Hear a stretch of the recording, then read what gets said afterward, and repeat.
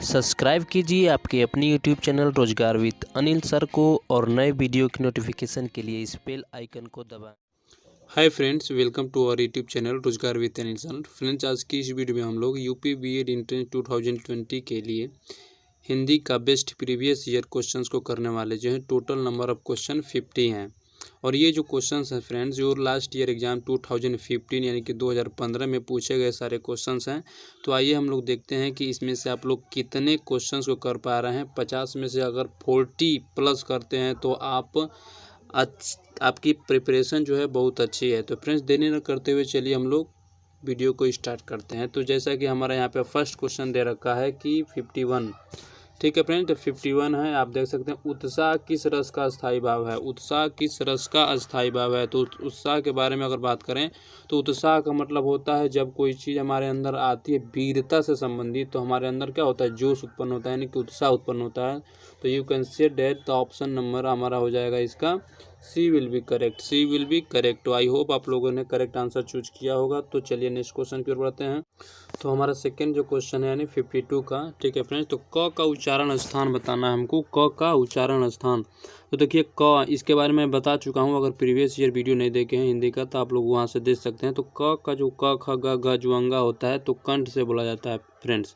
तो हमारा option number B will be correct हो जाएगा फ्रेंड, ठीक है फ्रेंड्स। तो चलिए नेक्स्ट क्वेश्चन देखते हैं। आप लोग काउंट करते रहिए कि आप 50 में से कितने क्वेश्चंस कर पा रहे हैं। इसी तरह के इस बार भी एग्जाम में क्वेश्चन पूछे जाएंगे, हालांकि उतने आसान नहीं रहेंगे, मीडियम लेवल के रहेंगे।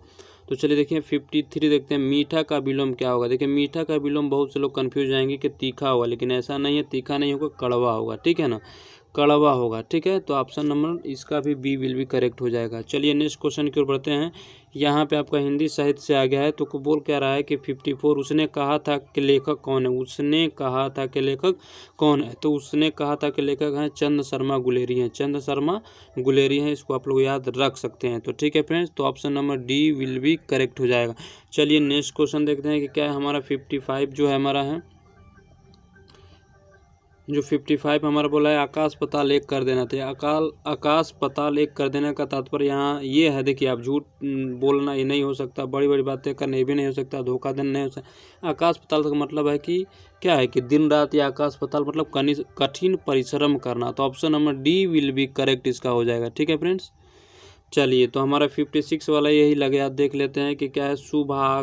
शुभागमन में संधि है। तो देखिए शुभागमन में अगर तोड़ें तो शुभ हो जाएगा। क्या हो जाएगा, शुभ प्लस आगमन, शुभ प्लस आगमन। तो ध्यान दीजिएगा, तो यहाँ पर भी अ और यहाँ पर भी आ। तो आप जानते हैं कि दो समान स्वर मिलते हैं तो दीर्घ हो जाता है, आ बन जाता है, तो यानी कि दीर्घ ये स्वर संधि यहाँ पे हो जाएगा। तो हमारा ऑप्शन नंबर इसका डी विल बी करेक्ट। चलिए अब देखते हैं देखिए यहाँ पे फ्रेंड्स कि हमारा जो 57 नंबर का जो क्वेश्चन क्या बोल रहा है कि यहाँ पे स्पुतनिक किस भाषा का शब्द है। तो ध्यान दीजिएगा, स्पुतनिक की बात करें तो स्पुतनिक एक मिसाइल है, ठीक है फ्रेंड। तो ये बहुत सबसे पहले जो मिसाइल बना था, स्पुतनिक बना था, तो ये रूस से संबंधित है। तो आपको रूसी भाषा यहाँ पर मैं ऐसे याद रख सकता हूँ, ठीक है ना, तो रूस से। तो option number C will be correct हो जाएगा। तो ये बस शब्द की बात कर रहा था, या मिसाइल की बात नहीं है, लेकिन स्पुतनिक नाम से एक मिसाइल भी है जो सबसे पहले इसका बना था, ठीक है। तो इसीलिए हम रूस ने बनाया था, तो इसलिए हमने क्या किया कि उसको चूज कर लिया है, ठीक है। तो चलिए नेक्स्ट क्वेश्चन की ओर बढ़ते हैं। कह रहा है कि हमारा कि बहुब्रीहि समास है। बहुब्रीहि समास के बारे में अगर बात करते हैं तो देखिए त्रिभुज, राजपूत और प्रतिदिन नहीं हो पाएगा।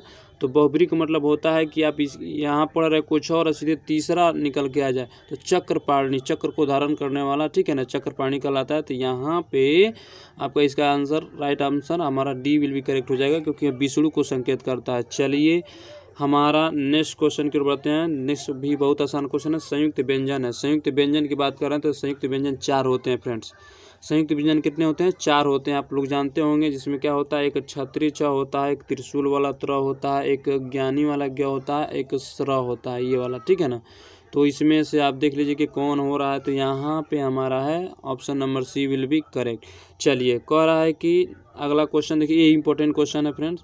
कह रहा है कि जो किसी नियम का पालन न करे, जो किसी नियम का पालन न करे, तो ध्यान दीजिएगा यहाँ पे उच्च श्रृंखलन है। उच्च श्रृंखलन ये आपका ऑप्शन नंबर बी विल भी करेक्ट हो जाएगा। बहुत से लोग इसको मानेंगे लेकिन ये नहीं है, ऑप्शन नंबर बी विल भी ही करेक्ट होगा, ठीक है।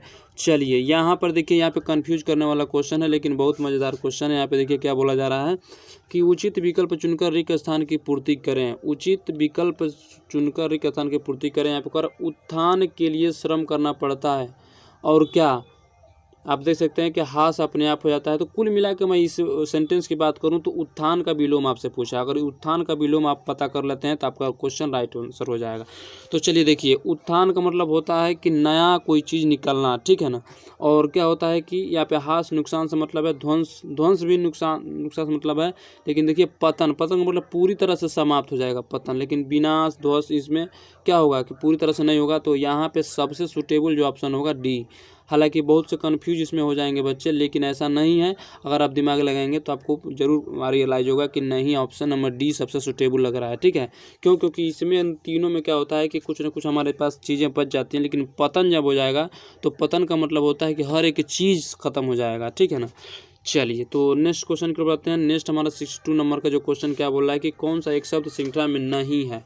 नहीं है मतलब इसमें से मतलब तीन एक जैसे हैं और एक अलग है। इन तीनों में से अगर हम लोग यामिनी की बात करें तो यामिनी जो है, यामिनी रात्रि का जो क्या है पर्यायवाची है, और ये जो है ताड़ित, चपला और चंचला की बात करें तो ये बिजली की पर्यायवाची हैं। तो यहाँ पे यामिनी क्या हो जाएगा, करेक्ट आंसर हो जाएगा, क्योंकि इन श्रृंखला में यामिनी को नहीं होना चाहिए था। चलिए यहाँ पे देखिए कि सुटेबल आपको यहाँ पे क्रम लगाना है कि 63 का कि हिंदी वाक्य में पद क्रम किस प्रकार का होता है। तो फ्रेंड्स मैं थोड़ा सा बहुत ही स्पीड से बोल रहा हूँ, ठीक है, तो आप लोग मैनेज कर लीजिए, क्योंकि देखिए ज़्यादा फालतू बकवास इसमें करने से कोई फ़ायदा है नहीं, क्योंकि ज़्यादा आपका टाइम वेस्ट ना हो, क्योंकि टाइम सबसे मोस्ट इंपॉर्टेंट है। आप तैयारी कर रहे हैं तो उसके अनुसार कम समय में अगर प्रैक्टिस सेट लगा लेते हैं तो बहुत ही बेटर है, ठीक है फ्रेंड्स। और थोड़ा बैकग्राउंड में आवाज़ भी अगर जो आ रहा होगा तो प्लीज़ उसको अवॉइड कीजिएगा, क्योंकि जैसे कि जहाँ मैं बैठा हूँ वहाँ पे थोड़ा सा साउंड होता है, नॉइज आती है, तो इसको मतलब कि थोड़ा सा भी मतलब दिक्कत मत लीजिएगा, ठीक है, तो प्लीज़ इसको अवॉइड कीजिएगा। तो चलिए नेक्स्ट क्वेश्चन की ओर बढ़ते हैं। तो 63 को आपको सही क्रम बताना है। तो कोई भी आप सेंटेंस लिखते हैं फ्रेंड्स, अगर नॉर्मल सेंटेंस लिखते हैं तो उसमें क्या होता है, पहले कर्ता होता है, तब क्रिया होता है, तब क्या होता है, कर्म होता है। तो कर्ता क्रिया कर्म देख लीजिए किस में है, कर्ता क्रिया कर्म। तो कर्ता क्रिया कर्म हमारा option number B will be correct हो जाएगा, ठीक है friends, B will be correct हो जाएगा, ठीक है। तो चलिए हम लोग नेक्स्ट क्वेश्चन की ओर बढ़ते हैं। नेक्स्ट क्वेश्चन हम देख लेते हैं भाई, नेक्स्ट क्वेश्चन हमारा क्या है। तो यहाँ पे देखिए, यहाँ पे 64 की बात हो रही है। देखिए कर मोहन अपने कार्य में दक्ष है, तो दक्ष के जो रेखांकित जो किया गया है तो उसको सही विकल्प देखिए उसमें कौन सबसे सुटेबल लग रहा है। यानी दक्ष का पर्यायवाची आपको बताना है कि दक्ष का अर्थ क्या होता है। तो दक्ष का मतलब होता है निपुण, ठीक है ना, निपुण या प्रवीण। तो यहाँ पे option number C will be correct, C will be correct हो जाएगा, ठीक है फ्रेंड्स। चलिए नेक्स्ट क्वेश्चन की ओर बढ़ते हैं। तो नेक्स्ट हमारा 65 नंबर का जो क्वेश्चन है, जिस क्रिया का फल कर्म पर पड़ता है, जिस क्रिया का जो फल होता है कर्म पे पड़ता है उसको क्या कहते हैं। तो कर्म पड़ रहा है तो क्या है, सकर्मक है, यानी कर्म के साथ लेकर बोला जा रहा है तो सकर्मक है, और कर्म के साथ नहीं बोला जा रहा है तो क्या, कर्ता के साथ बोला जा रहा है तो अकर्मक होता है। तो यहाँ पे राइट आंसर जो जाएगा वी विल बी करेक्ट हो जाएगा।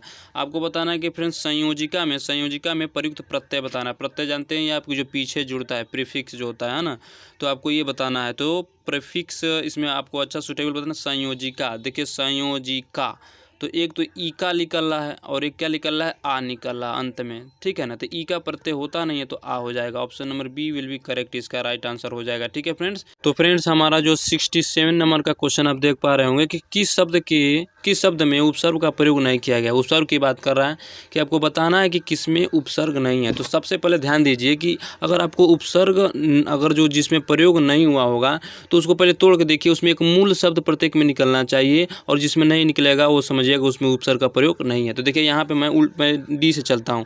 देखिए अ अलग हो जाएगा, खाद अलग हो जाएगा। तो खाद एक मूल शब्द होता है, मतलब खाद का मतलब कुछ होता ही, आप खाद्य जानते ही हैं, तो ये आपका इसमें उपसर्ग है अपार। पा देखिए पार आप जानते हैं कि ये भी एक शब्द बन रहा है, ठीक है ना।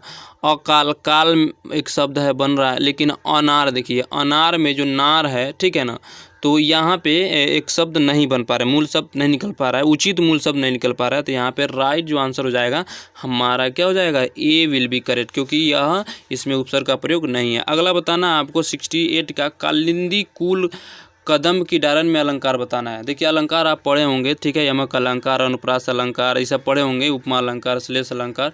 तो आपको पता होगा कि क्या हो जाए जब क देखिए क ध्यान से देखेंगे कि क वर्ण की आवृत्ति, जब वर्णों की आवृत्ति होती है तो वहाँ पे अनुप्रास होता है। हालांकि अनुप्रास में कई टाइप का होता है, 5 प्रकार का होता है, लाटा, श्रोता, ये सब होता है।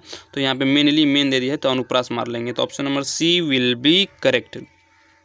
चलिए नेक्स्ट क्वेश्चन आपको बताना है, आप गेस कीजिए कि 69 का राइट आंसर क्या होने वाला है कि देवनागरी लिपि में कितने वर्ग हैं। देवनागरी लिपि में कितने वर्ग हैं आपको ये बताना है। ठीक है फ्रेंड, देखते हैं कि आप सोच पाते हैं कि नहीं। तो देखिए इंपॉर्टेंट ये क्वेश्चन हमारे ख्याल से यह है, क्यों है, क्योंकि मैं आपको बता रहा हूँ कि जानते हैं कि हमारी जो हिंदी भाषा है वो देवनागरी लिपि में लिखी गई है, और देवनागरी लिपि में जो क ख ग घ अंगा जो होता है, देखे होंगे कि उसमें वर्ग की बात हो रहा है, तो आपने देखा होगा क वर्ग, ख वर्ग, क वर्ग, ट वर्ग, च वर्ग, इस तो 5 वर्ग हैं। कितने वर्ग हैं? 5 वर्ग। तो राइट आंसर हमारा सी हो जाएगा, क्योंकि क्वेश्चन कई लोग समझने में थोड़ी सी दिक्कत आती है, इसीलिए गलत आंसर दे देते हैं, हालांकि आप क्वेश्चन का आंसर जान रहे होंगे। ठीक है, चलिए तो ऑप्शन नंबर सी इसका राइट आंसर हो जाएगा। नेक्स्ट क्वेश्चन की ओर बढ़ते हैं। नेक्स्ट हमारा जो क्वेश्चन आपके सामने है 70 नंबर का, कि निम्नलिखित में से कौन सी बोलने की योग्यता है। बोलने की योग्यता की बात करते हैं। सुलेख मतलब लिखना होता है, ठीक है, मतलब कि कोई चीज़ देख के लिखना। सूत्रलेख मतलब सुन के लिखना। आशुलेख, तो ये तीनों हमको असमंजस लग रहे हैं, तो शुद्ध वर्तनी के साथ अगर बोलने हैं तो ये एक प्रकार की अच्छी योग्यता है। तो ये हमारा ऑप्शन नंबर हमारा ए विल भी करेक्ट हो जाएगा। ठीक है फ्रेंड्स, आई होप आपको ये वीडियो अच्छी लग रही होगी, और क्वेश्चन भी अच्छे क्वेश्चन इसमें इंक्लूड किए गए हैं। हालांकि ये सब प्रीवियस ईयर क्वेश्चन है, 2015 में पूछे गए सारे यूपी बीएड के क्वेश्चन है। ठीक है फ्रेंड, तो आपको वीडियो पसंद आ रही हो कि प्लीज़ चैनल को मतलब कि सब्सक्राइब कर लें और लाइक कर दें। ठीक है, ताकि हमें कुछ मोटिवेशन मिले और पूरी एनर्जी के साथ और मैं अच्छी वीडियो आपको ला सकूं। ठीक है फ्रेंड, तो इसी फिलहाल में देख लेते हैं हम लोग 71 नंबर का जो क्वेश्चन है। मुँह में राम बगल में छुरी लोकविक, यानी कि जो भी मुहावरा वगैरह का क्या अर्थ है आपको बताना है। मुंह में राम बगल में छुरी, यानी कि देखिए मुंह में राम का मतलब मन की बात है, मन में कुछ और बाहर कुछ और। ठीक है ना, तो इस तरह का देखिए इसमें कौन सा होता है। ऊपरी मित्रता मन में शत्रुता हो सकता है, क्योंकि यह सटीक। ईश्वर के नाम पर छल करना ये नहीं होगा। ठीक है, चालाकी करना ये नहीं होगा। राम का नाम, यानी कि सबसे सूटेबल हमारा पहला वाला है। सबसे सूटेबल हमारा क्या है? पहला वाला है कि ऊपरी मित्रता, यानी ऊपर से हम दिख रहे हैं कि मित्रता, लेकिन मन में क्या है? शत्रुता है। तो वही है मुंह में राम बगल में छुरी का तात्पर्य है। ठीक है फ्रेंड्स, अगर ये सब मुहावरा वगैरह जो है ये आप एक बार देख लेंगे तो आपको खुद मतलब कि दिमाग में आ जाता है कि इसका राइट आंसर यही होगा। ठीक है फ्रेंड, चलिए नेक्स्ट क्वेश्चन की ओर बढ़ते हैं। आपको बताना है कि निम्नलिखित में से कौन सा मात्रिक छंद है। 72 नंबर का बताना है। ठीक है फ्रेंड, आप लोग जवाब दीजिए कि इसमें कौन सा राइट आंसर होने वाला है। कि दोहा, चौपाई, रोला। तो देखिए मात्रिक छंद की बात करें तो ये भी मात्रिक है, ये भी मात्रिक और ये भी मात्रिक है। ठीक है ना, कि अब छप्पे वगैरह ये सब आता है और उसमें कई प्रकार का आता है। तो यहाँ पे फिलहाल में तो अभी देखा है तो ABC तीनों राइट आंसर हैं। तो हमारा ऑप्शन नंबर डी विल भी करेक्ट हो जाएगा। कि क्या है कि ये सभी सही है। इसमें ग्रामीण शब्द में किस प्रत्यय का प्रयोग हुआ है आपको बताना है। ग्रामीण शब्द में किस प्रत्यय का प्रयोग हुआ है आपको बताना है। तो ग्रामीण, ईड़। ठीक है ना, तो ड़ तो है नहीं, तो इन हो जाएगा। राइट आंसर क्या हो जाएगा? इन। तो option number C will be correct. 73 number का जो राइट आंसर हो जाएगा आपका सी। ठीक है फ्रेंड्स, आप स्पीड के बारे में थोड़ा सा बताइएगा कि स्पीड को और स्लो किया जाए कि और मतलब कि थोड़ा सा इम्प्रूव किया जाए कि कैसे रखा जाए, थोड़ा सा स्पीड के बारे में आप लोग बता दीजिएगा। ठीक है फ्रेंड्स, तो चलिए नेक्स्ट क्वेश्चन की ओर बढ़ते हैं। नेक्स्ट हमारा आप बता सकते हैं कि नेक्स्ट क्या है कि 74 जिसकी चिंता न की जा सके। देखिए अपने वर्ड 1 सब्स्टिट्यूशन है, इंग्लिश में आप पढ़े होंगे कि एक सेंटेंस के लिए एक शब्द होता है। तो ये भी आप देखिए, ये सब जैसे इंग्लिश में हम लोग स्पेलिंग याद करते हैं, उसी तरह हिंदी में आपको ये सब याद करना पड़ेगा। विलोम हो गया, ये हो गया। ठीक है फ्रेंड्स, तो ये आपको याद करना पड़ेगा और एक बार बस उठाइए और उसको पढ़ते जाइए तो आपको ये चीज़ क्लियर होती चली जाती हैं। तो सबसे पहले देखिए कि जिसकी चिंता न की जा सके, तो चिंता से पकड़िए, चिंता। तो चिंता में अगर अब क्या हो जाएगा कि आगे और लगा देंगे, उपसर्ग लगा के भी विलोम किया जा सकता है। ठीक है, तो हमारा इसका राइट आंसर जो हो जाएगा अचिंत्य हो जाएगा। ठीक है ना, अचिंत्य हो जाएगा। तो हमारा राइट आंसर हमारा ए विल बी करेक्ट हो जाएगा। ठीक है ना, ये देखिए खुद ये नहीं सही है, ये सब नाम है, ये सब भाववाचक है, तो ये बस राइट आंसर ए हमारा हो जाएगा। चलिए आकर्षण का विपरीतार्थक शब्द बताइए। देखिए यहाँ पे भी बहुत बच्चे कन्फ्यूज होंगे, लेकिन देखिए कोई ये बहुत बड़ी गवर्नमेंट का एग्ज़ाम थोड़ी है, इंट्रेंस एग्जाम में हमको एडमिशन लेना है, तो उतने टफ क्वेश्चंस नहीं आते हैं जैसे कि अन्य लेखपाल वगैरह में आते हैं। ठीक है, आप देख पा रहे होंगे कि एकदम नॉर्मल भी क्वेश्चन नहीं है और हार्ड भी नहीं है, एकदम नॉर्मल क्वेश्चन है, मतलब एकदम आसान भी क्वेश्चन है, मीडियम लेवल के क्वेश्चन है। और इसी तरह के बच्चे मतलब कन्फ्यूज जाते हैं जो बारीकी से नहीं पढ़ते हैं। तो यहाँ पे देखिए आकर्षण का विपरीतार्थ बताना, मतलब विलोम बताना है कुल मिला के। यहाँ पे देखिए तो आकर्षण का देखिए, आकर्षण कहे चाहे प्रकर्षण कहे, दोनों एक ही है, साइनोनिम्स है, साइनोनिम्स है। तो ये प्रकर्षण होगा नहीं, संकरण होगा, अनाकर्षण होगा नहीं, विकर्षण होता है, याद रखिएगा, बहुत इंपॉर्टेंट है। ठीक है। तो आप आकर्षण का विपरीतार्थक शब्द आपको बताना था, तो आपको option number B will be correct हो जाएगा फ्रेंड्स। ठीक है फ्रेंड्स, चलिए नेक्स्ट क्वेश्चन हमारा 76 नंबर का क्वेश्चन है। बहुत ही कुछ ही क्वेश्चन रह गए हैं। तो हमारे यहाँ पे है, कह रहा है कि सिंह का पर्यायवाची नहीं है। सिंह का पर्यायवाची आपको बताना है कि कौन सा नहीं है। ठीक है फ्रेंड, तो हमने आपको बताया था कि ताड़ित का मतलब क्या बताया था, अभी पीछे ये ताड़ित दिखा था। ठीक है, ये आपका बिजली का पर्यायवाची है और यहाँ पे सिंह का बताना है। तो हमारे ख्याल से राइट ऑप्शन तो डी ही होना चाहिए। ठीक है फ्रेंड, तो आपका सही में जो क्वेश्चन हो जाएगा राइट आंसर आपका हाँ ताड़ित ही होगा, क्योंकि हमने अभी पीछे पढ़ा था कि ताड़ित का मतलब होता है बिजली होता है। ठीक है, और यामिनी का मतलब आपको बताया था, इसी में मिला था। यामिनी का मतलब आपको होता है रात्रि। ठीक है, चलिए तो राइट आंसर हमारा D will be correct. Next question देखिए, इसमें भी बच्चे कंफ्यूज होंगे, बहुत नॉर्मल क्वेश्चन है। अगर जो थोड़ा बारीकी से अगर देखेंगे तो आपका क्वेश्चन ये कर लेंगे।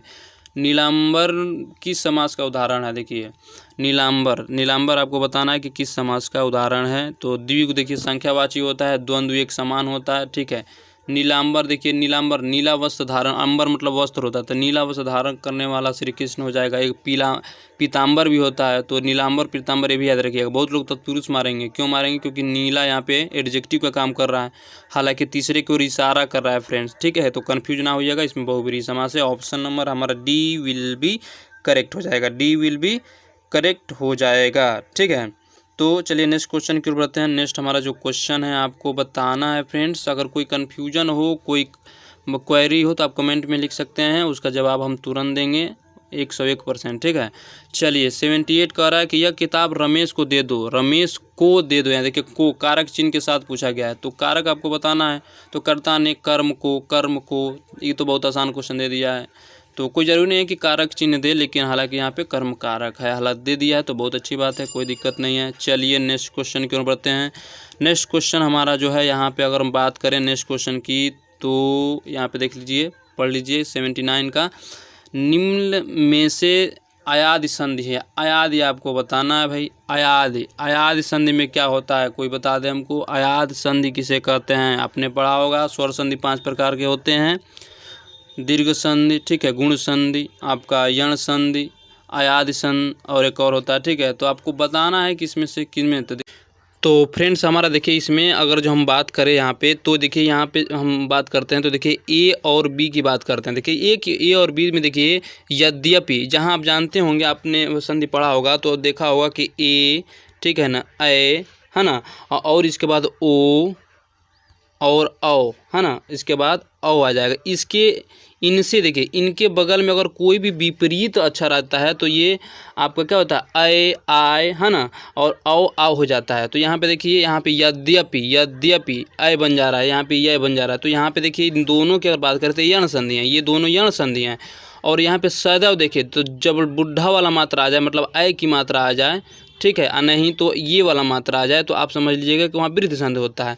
नायक देखिए, नायक हमारा क्या हो जाएगा, नायक हमारा अयादि संधि है। इसमें पूछा है राइट आंसर अयादि संधि कौन है, तो इसमें जो सी आपका करेक्ट हो जाएगा। और बहुत एक इम्पोर्टेंट मैं बात बता दूं कि कभी भी देखिए अयादि संधि जिसमें होगा वह 3 ही अक्षर का होगा ही होगा वो अक्षर। अगर जिसमें 3 अक्षर होता है तो समझ लीजिएगा कि आपका उसमें क्या है, अयादि संधि है। बाकी मात्रा उतरा हटा के आप देखिएगा। ठीक है, चलिए नेक्स्ट क्वेश्चन की ओर बढ़ते हैं। नेक्स्ट क्वेश्चन हमारा जो हो 80 नंबर का जो क्वेश्चन है, आप देख सकते हैं क्या बोला है यहाँ पे। मोहन उठकर बाहर जाओ, फूल ले आओ, मतलब बाहर जाओ और फूल ले आओ। इस वाक्य में बाहर क्या है, तो देखिए बाहर ध्यान दीजिएगा, बाहर क्या है। तो सबसे पहले तो देखिए बाहर, देखिए हम कहें राम बाहर जाओ, सीता बाहर जाओ, ठीक है, तो राम के साथ भी बाहर चल गया। सीता अगर लड़की है तो लड़की के साथ भी बाहर प्रयोग कर रहे हैं, तो हमारा क्या हो जा रहा है, काम चल जा रहा है। तो इस तरह से मतलब ऐसे शब्द जो लिंग परिवर्तन कर दें, मतलब कि और भी कुछ परिवर्तन कर दें, तो जिससे कोई बदलाव न आए, तो उसे हम कहते हैं क्या, अव्यय कहते हैं। क्या कहते हैं, अव्यय कहते हैं। ठीक है फ्रेंड्स, तो हमारा राइट आंसर हमारा सी हो जाए, अव्यय नहीं बदलता है, अव्यय नहीं बदलता है। ठीक है, चलो नेक्स्ट क्वेश्चन की ओर बढ़ते हैं। हमारा क्या है 81।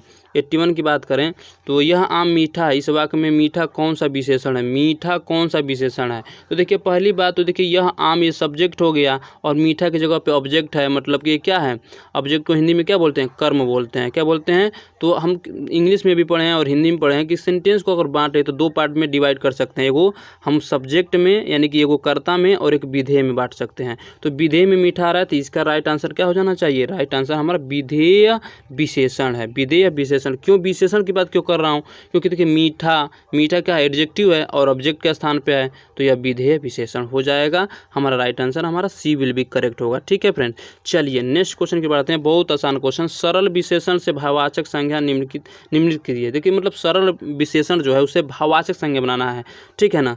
तो भाववाचक देखिए ईमानदार से ईमानदारी बन जाता है, तो ये ईमानदारी जो है भाववाचक हो गया। इस तरह सरल से सरलता बन जाएगा, सरल से क्या हो जाएगा, सरलता, ता या तात्व, ठीक है ना। ये सब भाववाचक संज्ञा बनाने के कुछ आपका प्रत्यय हैं। चलिए नेक्स्ट क्वेश्चन की बात करें अगर फ्रेंड्स, तो कह रहा है कि ये भी बहुत अच्छा क्वेश्चन है। देखिए कि यहाँ पे निम्नलिखित शब्दों में से कौन सा एक पुर्तगाली भाषा का एक शब्द है, जो भी है। तो यहाँ पे आपको बताना है, रेल, चेहरा, आदमी, पिस्तौल, तो कौन, तो पिस्तौल, पी से पुर्तगाल, पी से पिस्तौल, आपको याद रखिएगा पिस्तौल जो है पुर्तगाली भाषा का एक शब्द है। ठीक है फ्रेंड्स, तो कुछ भाषा के भी क्वेश्चंस आते हैं, याद रखिएगा। तो पढ़ लीजिएगा कि कौन मतलब कि अरबी भाषा का है, कौन फ्रांसीसी है, कौन पुर्तगाली है, तो कुछ कॉमन आप याद कर। फ्रेंड्स हमारा नेक्स्ट क्वेश्चन यहाँ पे देखेंगे 84 नंबर का जो क्वेश्चन है कि बोल रहा है कि बिहारी हिंदी के अंतर्गत कौन सी बोली नहीं आती है। तो बिहारी हिंदी की बात कर रहा है, तो देखिए यहाँ पे मैथिली आती है, मगही आती है और भोजपुरी आती है, अवधी नहीं आती है फ्रेंड। इसका राइट आंसर हो जाएगा ऑप्शन नंबर हमारा डी विल भी करेक्ट हो जाएगा। ठीक है फ्रेंड, तो चलिए नेक्स्ट क्वेश्चन देख लेते हैं 85 का कि मुट्ठी गर्म करना, मुट्ठी गर्म करना मुहावरे का क्या अर्थ होना है, आग तापना, घूस देना, धाक जमाना, मुक्का लगाना। तो यहाँ मुट्ठी गर्म करना मतलब घूस लेना है, यहाँ पे रिश्वत की बात हो रही है। देखिए तो मुट्ठी गर्म करना का अर्थ हो जाएगा घूस देना, यानी ऑप्शन नंबर बी विल भी करेक्ट हो जाएगा। ठीक है फ्रेंड, तो चलिए नेक्स्ट क्वेश्चन को बढ़ते हैं। नेक्स्ट क्वेश्चन हमारा 86 नंबर देखते हैं आपको कि आपको आ रहा है कि नहीं आ रहा है। तो ठीक है फ्रेंड, अपना जो आंसर है काउंट करते रहिए और बताइए कि आप 50 में से कितने कर पा रहे हैं। अगर 40 प्लस किए तो समझ लीजिएगा कि आपकी तैयारी ठीक ठाक है। ठीक है ना, तो चलिए देखते हैं। हमारा 86 बोल रहा है कि तुम आ जाते हो एक बार, कितनी करुणा कितने संदेश, पथ में भी जाते बन पर आग। तो कह रहा है कि इस लाइन जो दी गई हैं इनमें आपको रस बताना है। तो सबसे पहले देखिए तुम आ जाते हो एक बार, थोड़ा आराम से सोचिए, एक बार, कितनी करुणा, करुणा से समझ लीजिएगा, करुणा, कितने संदेश, पथ मतलब रास्ता में बीत जाते हैं मन पर आग। तो कहीं ना कहीं यहाँ पे थोड़ा सा क्या, पर चलिए ऑप्शन से भी देख सकते हैं, यहाँ पे श्रृंगार रस होगा, क्योंकि यहाँ पे देखिए श्रृंगार रस मतलब किसी चीज़ की मतलब कि थोड़ा सा मन में वियोग टाइप का, ठीक है ना। वियोग श्रृंगार एक संयोग श्रृंगार आपने पढ़ा होगा, तो यहाँ पे आपका श्रृंगार रस होगा।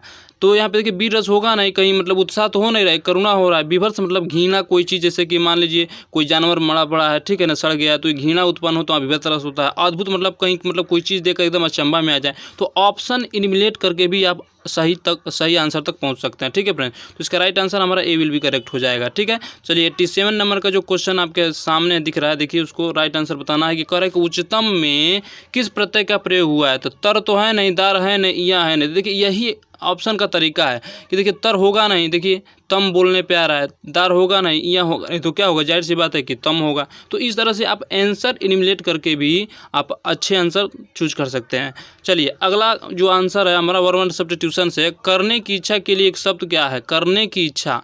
तो करने की इच्छा के लिए जो एक शब्द होगा, तो इसको देखिए बहुत से लोग नहीं बता पाएंगे, लेकिन मैं बता दे रहा हूँ। यहाँ पे देखिए ऑप्शन नंबर डी विल भी करेक्ट हो, चिकित्सा। चिकित्सा आपको करने की इच्छा को शो करता है, तो इसका राइट आंसर हमारा डी विल भी करेक्ट हो जाएगा। ठीक है फ्रेंड्स, तो ये हमारा 88 तक हम लोग हो गया क्वेश्चन। चलिए नेक्स्ट क्वेश्चन देखते हैं जो विलोम से संबंधित है, जो विलोम से संबंधित है आपको बताना है। यहाँ पे देखिए, यहाँ पे आपको बताना है कि जो कह रहा है कि अवनी, अवनी का मतलब आपको विलोम बताना है। देखिए अवनी का विलोम आपको बताएंगे तो आपका अंबर हो जाएगा। इसका राइट आंसर क्या हो जाएगा friends, A will be correct हो जाएगा फ्रेंड्स। ठीक है, अब देखिए बहुत ये पेड मतलब क्वेश्चन है जो बार बार एग्जाम में आते हैं। देखिए यहाँ पे अंतर्द्वंद्व का मतलब क्या होता है, मतलब इसका विलोम बताना है, इसका क्या बताना है, विलोम बताना है। तो देखिए अंतर्द्वंद का होता है बही द्वंद। आप सीधा सीधा आप नहीं भी पढ़े होंगे तभी बता देंगे, लेकिन ये होता है। ठीक है, इंपॉर्टेंट क्वेश्चन है, कई बार एग्जाम में देखा गया क्वेश्चन है।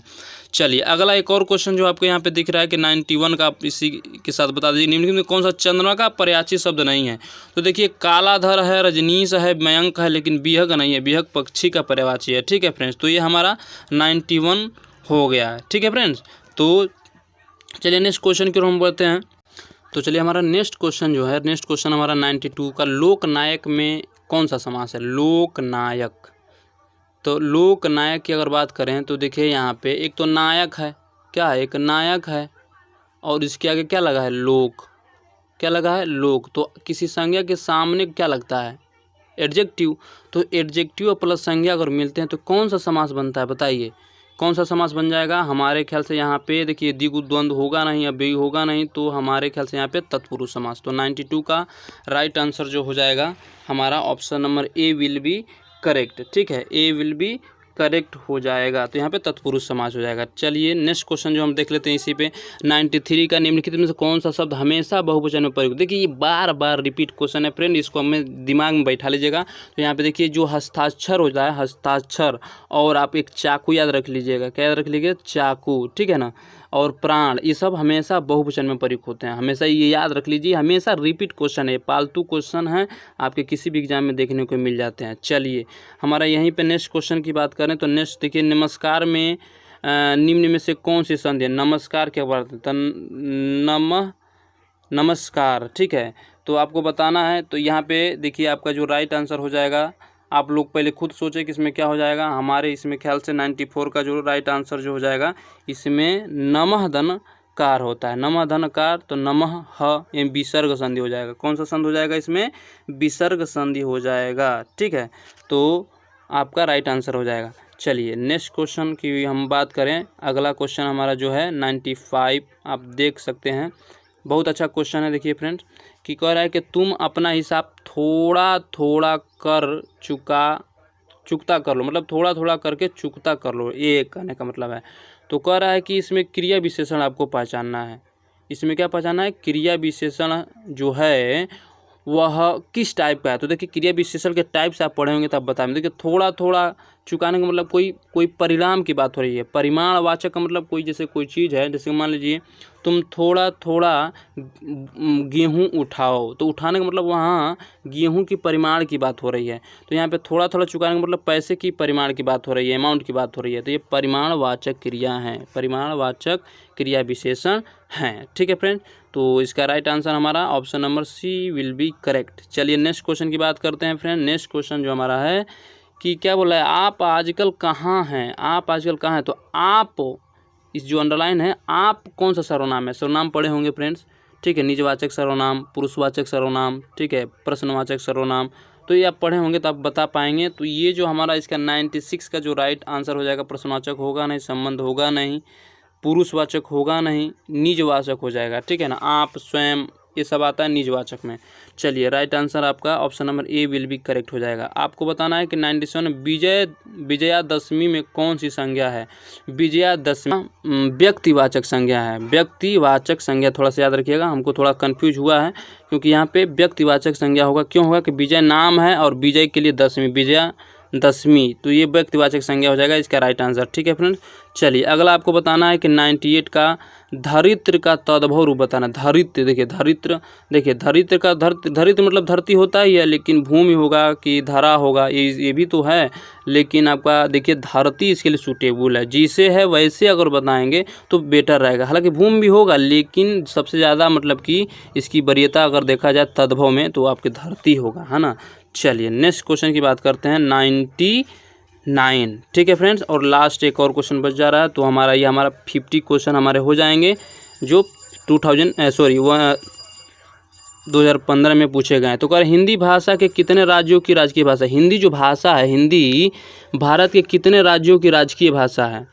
ठीक है फ्रेंड्स, 99 नंबर का जो क्वेश्चन क्या पूछ रहा है, हिंदी जो भाषा है वह कितने राज्यों की राजकीय भाषा है, आपको बताना है। तो देखिए आप पढ़े होंगे तो जानते होंगे, तो चलिए मैं बता देता हूँ इसका राइट आंसर आपका ऑप्शन नंबर बी, 10 राज्यों की राजकीय भाषा है हिंदी। ठीक है, राजकीय भाषा याद, ये आपका राष्ट्रीय भाषा नहीं है, राजकीय भाषा है, मतलब कि 10 राज्यों में मतलब कि इसको हिंदी को स्वीकारा गया है। तो option number B will be correct. चलिए लास्ट क्वेश्चन हम लोग देख लेते हैं। लास्ट क्वेश्चन जो होता है, भाषा के प्रमुख अवयव हैं।